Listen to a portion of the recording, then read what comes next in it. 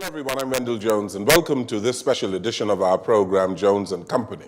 And on our program today, we are going to be about an analysis of the major events and stories of 2018. 2018 has been an extraordinary year. The government itself has been under fire for many reasons in our country, and there are people who are dissatisfied with the cost of living in the Bahamas, the cost of electricity, of course, and there is the continuing pace of crime in our country, which has disappointed a whole lot of our Bahamian people.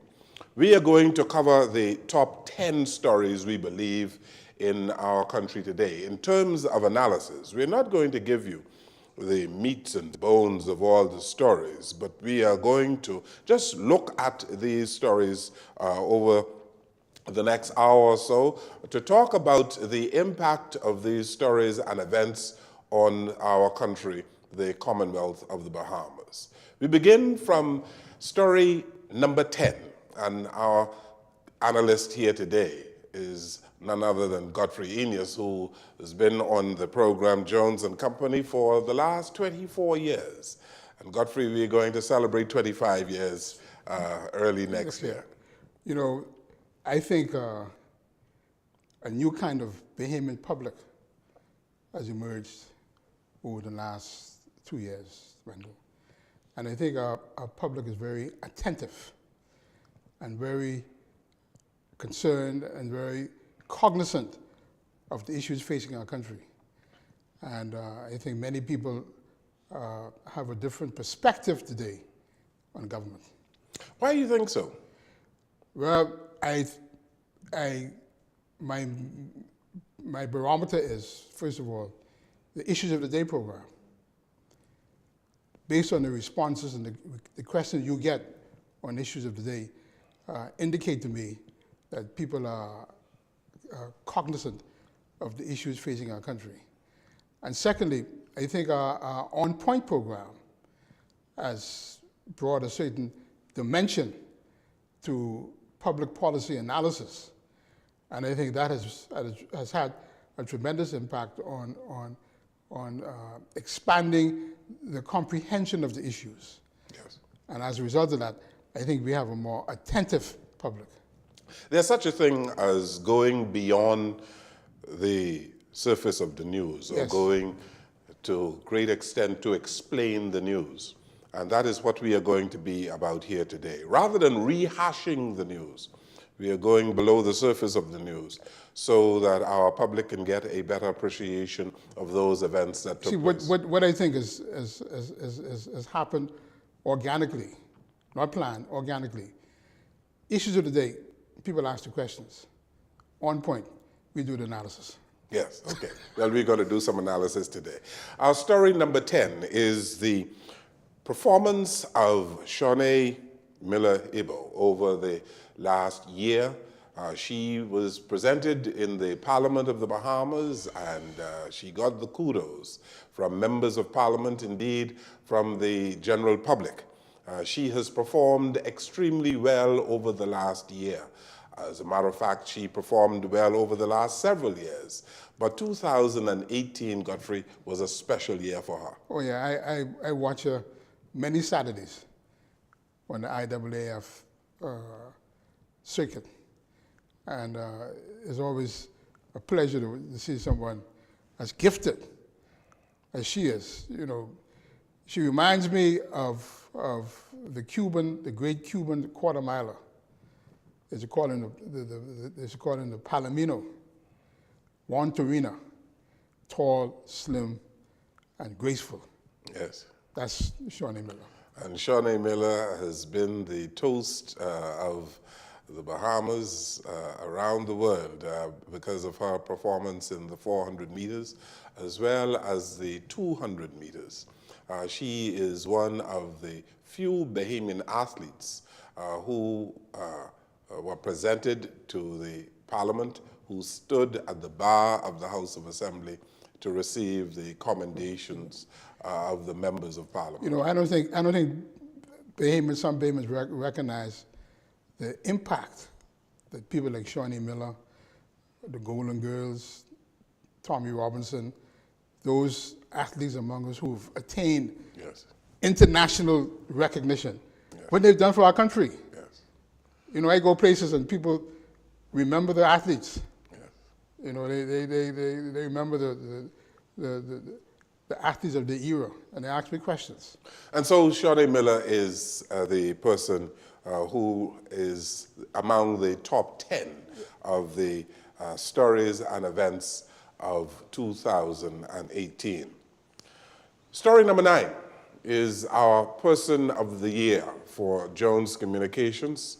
Every year for the last 18 years, we have had a Person of the Year in Jones Communications. Our first Person of the Year was the late Sir Lyndon Pindling back in 2000 when we had a ceremony at Paradise Island, at the then Grand Hotel, where we saluted a number of Bahamians who were among the 100 most outstanding Bahamians of the 20th century. Well, Sir Lyndon topped them all, and he became our man of the century, and indeed the Person of the Year for 2000. So today we announce again the Persons of the Year, and we say persons because it is being shared for 2018 by 2 clergymen. The Reverend Dr. Timothy Stewart, the pastor of Bethel Baptist Church, who was elected the president of the Progressive National Baptist Convention, USA Incorporated, headquarters in Philadelphia, Pennsylvania. Reverend Dr. Stewart has been the pastor of Bethel Baptist Church, the historic Bethel Baptist Church on Meeting Street, for the last 36 years. And he has been an ordained minister for 40 years. But to head the Progressive National Baptist Convention with a membership of some 2.5 million people has been quite an achievement for a Bahamian clergyman. And so he is one of the Persons of the Year. The next person is Pastor Leonard Johnson, who became the executive secretary of the Seventh-day Adventist Church of the Americas. He, too, is the executive secretary now of millions of Seventh-day Adventists in the Caribbean and in South America. And for these achievements, on behalf of our company here, we congratulate those 2 clerics, Reverend Dr. Timothy Stewart and the pastor of the Seventh-day Adventist Church, who became the executive secretary, Pastor Leonard Johnson. You know, when you look at, for example, Dr. Stewart's elevation, first of all, Bethel Baptist is a very singular and particular Baptist church. You know what I mean? It is rooted with Baptist history. Yes. And one of the pastor, Reverend Brown, who was a trailblazer in the civil rights of the Bahamas, and he was, was one of the firebrand speakers during the days when our country was fighting for majority rule. Yeah, but Pastor Stewart is carrying the torch for a number of trailblazers in the Baptist movement. Prince William started Bethel way back in 1790, and then he left Bethel and started St. John's Native Baptist Church.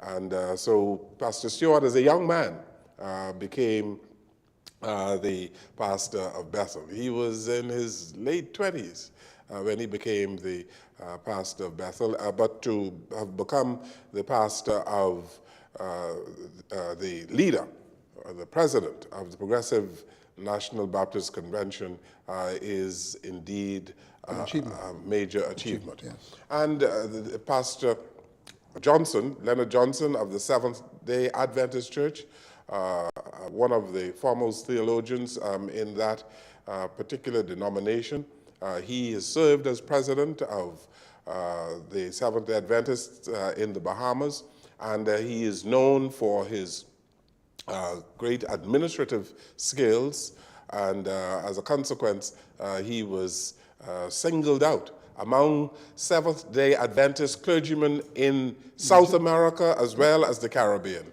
to be the executive secretary. You know, it's a tremendous achievement for the Seventh-day, because when you look at the role the Seventh-day Adventists is playing in the region, educationally, you know, Northern Caribbean, and they have a Southern Caribbean and Trinidad, and the role they're playing in addressing the issue of non-communicable diseases through the diet.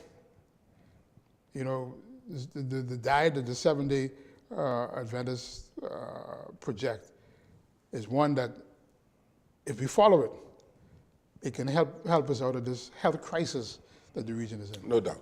And it is one of the fastest growing denominations, even in the Bahamas. That's story number 9. Story number 8 is crime. The government of the Bahamas, many ministers of the government, have been saying that there has been a reduction in crime in the Bahamas. And indeed, the Prime Minister has made the announcement that we ought not to be in fear. The cold hard fact of the matter, Godfrey, is that a whole lot of Bahamians are in fear. Yes. And there's nothing that the government can say that would change that. And while there has been a reduction in homicides over the last year, people are still concerned about the number of homicides, 90-something homicides in our country. And we are going to hear a little bit of what the Commissioner of Police had to say about this whole question of crime in our country. I don't think that it's fair to count bodies. I think that any single killing is really sends shockwaves around. So I try not to be worrying about the count. I want to be able to, as a Bahamian, I want to be able to prevent anybody from being killed. And I encourage all Bahamians to think about their life. Don't think about the count. We need to continue to talk about the socialization of our people, Godfrey Aeneas, and why people are so angry, why they aren't able to resolve conflicts, and this high level of armed robberies in our country. And there are many people who would suggest to you that the homicide count would be higher than it is had it not been for the expertise of our physicians, the healthcare professionals in our country, who spend a tremendous amount of time and effort in saving lives of people who have been shot or stabbed. Wendell, this phenomena of crime in our country is, in my opinion, is a post-majority rule syndrome that we have. But prior to that, we had a different kind of society. We had a society where it was based on values, where people were prepared to live off what they earned, where people were not outwardly or jealous of people, other folks. And I think our society has changed. We've become too consumer-oriented. And, you know, like our friend Frank Butler would talk about instant gratification. You know, the society's changed. There are a lot of people who would suggest to you that in this postmodern age that we are living in, parenting has become a major problem in our country. Parents of the 50s, 60s, and 70s, they brought up their children differently Yeah. from the parents of the 80s and 90s. And the young men in particular who are getting involved in problems, in criminal activities, their mothers and fathers are only in their early 40s. And people who are in their early 40s, they didn't carry over those values, the value system, to their children. And so they were brought up in a particular way. They were born in the 50s and 60s, and their parents taught them in a particular way, but they did not pass it on. And as a result, we have a postmodern generation of Bahamians who have gotten involved in criminal activities that you never even dreamt of. Just recently, we had 3 separate double murders in 1 week, or just over a week. 3 double murders. So you're talking about 6 people who died in just over a week. That phenomenon was not known in the Bahamas. It was unheard of. You know, a big part of the problem is the changes in the workforce. When we became a tourism-dominated economy, and we had this mass exodus of people from the Family Islands and New Providence, we also had a mass exodus of mothers from the home. All right? You are younger than I am, but you may be of the last generation of Bahamians that when you came home from school, your mother was home. That ain't the case no more. Yeah. And I'm willing to bet you when you trace some of the delinquencies in our society, you'll see there's the absence of the mother. Yes. And it goes to the economy, and we're going to talk about the economy in a short while. Even though we bemoan the state of family affairs in our country and the extent to which parents are not doing what they are supposed to do, the government is responsible for national security. And so at the end of the day, the government must take responsibility for the extent to which people are not socialized as they should be, for the rate of crime in the country. And while it is not a political issue as such, successive governments must come to terms with this phenomenon of crime and put policies and programs in place to reduce the incidence of crime in our country. We're going to go to story number 7, but we have to take a break here. We are on an analysis of the major stories and events of our country in 2018. We take this break and we'll come right back.